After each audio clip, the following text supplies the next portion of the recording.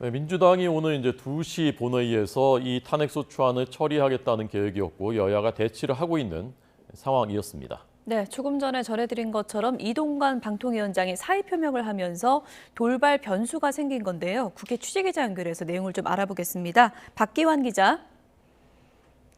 네, 국회입니다. 네, 지금 정치권에서 어떤 얘기들이 나오고 있습니까? 네, 일단 어제 국회 본회의에선 민주당이 재발의한 이동관 방송통신위원장과 손준성, 이정석 검사 2명에 대한 탄핵소추안이 보고됐습니다.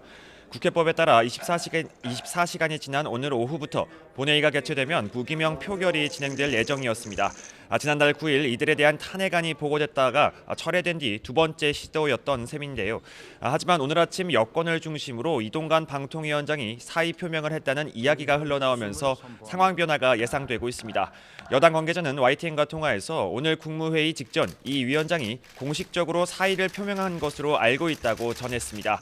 만약 윤 대통령이 이를 받아들이게 되면 오늘 민주당의 탄핵안 처리는 사실상 의미가 없어지게 됩니다.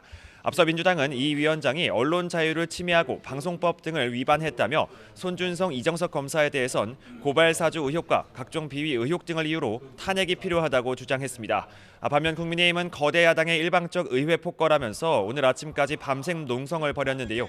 여당은 특히 예산안 처리를 위해 예정됐던 본회의가 탄핵 처리용으로 변질됐다며 본회의를 여는 김진표 의장을 향해서도 날을 세웠습니다. 오늘 탄핵안을 둘러싼 갈등으로 여야 대치는 한동안 계속될 것으로 보입니다. 오늘로 예상되는 노란봉투법과 방송 3법에 대한 대통령 거부권 행사도 또 다른 충돌 지점인데요. 이런 상황에서 내일로 법정 시한이 다가온 내년도 정부 예산안 여야 합의도 순탄치 않은 모습입니다.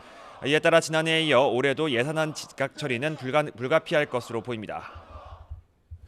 윤 대통령이 사표를 수리하게 되면 이제 직이 없는 것이기 때문에 탄핵 소추를 할 수가 없는 것이고 남은 검사 2명에 대해서는 이 탄핵 소추안을 오늘 처리하려고 할지 또 거기에 대해서는 국민의힘이 어떻게 대응을 할지 이 상황들 지켜보겠습니다. 취재되는 대로 알려주시고요. 여당, 야당 지금 그 당 내부의 상황은 어떻습니까? 네, 먼저 인요한 혁신위원장은 어제 중진 위원들의 불출마 또는 험지 출마를 요구하는 혁신안을 의결하면서 수용되지 않을 경우 자신을 공천관리위원장으로 추천해달라고 요구해 논란이 일었습니다. 김기현 대표는 사실상 거절 의사를 밝혔는데 당내에선 엇갈린 반응이 나왔습니다. 윤희석 대변인은 MBC 라디오에서 공관위원장 추천 요구는 중진들의 희생과 헌신을 실현하기 위한 방법일 뿐 자리 자체를 요구한 건 아니라고 평가했습니다.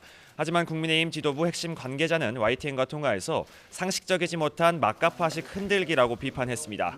총선기획단과 당무 감사를 통해 더 강한 혁신을 추진하고 있다면서 인요한 혁신위가 김기현 지도부를 흔들기 시도는 택도 없다고 선을 그었습니다. 한편 민주당에선 이재명 대표의 측근인 김용전 민주연구원 부원장의 실형 판결을 두고 술렁이고 있습니다. 친명계 김용민 의원은 SBS 라디오에서 1심 결과일 뿐이라고 일축하면서 항소심에서 다퉈봐야 한다고 확대 해석을 경계했습니다. 반면 비명계 김종민 의원은 CBS 라디오에서 그동안 이 대표와 측근들에겐 문제가 없다며 민주당이 정치 탄압으로 맞섰던 주장이 깨진 셈이라고 말했습니다. 또 총선에서도 이런 방탄 기조를 유지할 것인지 또 당내 레드팀을 가동해 냉정하게 분석해봐야 한다고 지적했습니다. 이 대표의 대장동 관련 재판이 계속되는 가운데 총선에서의 이 대표 역할론을 두고서도 친명 대 비명의 의견 충돌은 한동안 계속될 것으로 보입니다. 지금까지 국회에서 YTN 박기환입니다.